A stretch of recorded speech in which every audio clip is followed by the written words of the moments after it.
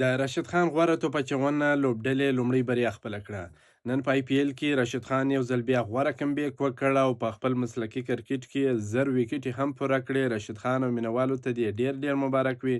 راشد خان چې په لومړۍ لوبو کې ډیر نه و ځلېدلی، نن یې ډیره غوره توپ اچونه ترسره کړه. د ډیلي لوبډلې پر وړاندې ډیر ښه کمبیک وکړ. په 4 اورونو کې 11 منډې ورکړې چې ډیره اقتصادي توپ اچونه یې هم ترسره کړه. 3 مهمې وکټې یې ترلاسه کړې. په داسې پیچ باندې چې هلته بالران ډیر زیات ټکول کیږي، خو راشد خان بیا جادوګر بالینګ وکړ او لوبه یې خپلې لوبډلې لپاره وګټل. نن لوبه ډیره زیاته جالبه او بهترینه لوبه ترسره سوه. د ګجرات او د ډیلي لوبډلو ترمنځ ګجرات 210 منډې هدف ټاکلی و چې لوبډلمشر شبمن ګیل 80، ترڅنګ یې جاس بټلر 250 او واشنګټن سوندر بیا 58 منډې جوړې کړې وې.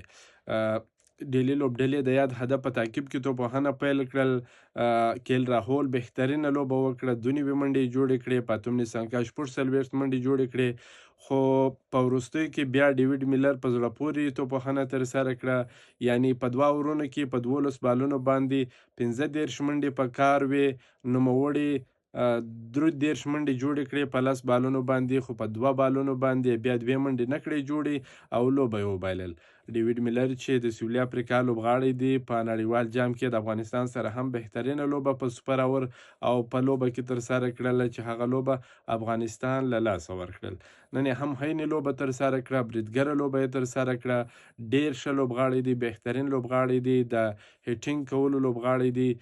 ښه لوبه یې ترسره کړه، خو ولې ونه توانېدی چې خپله لوبډله تر بریا ورسوي. وروستی بال چې ترسره سو نو ده د منډې هڅه کوله چې هغه رن آوټ سو. بیا د وایډ بال غوښتنه وکړه، هغه چې امپیرانو وکتل وایډ بال هم نه و، نو لوبه یې وبایلل.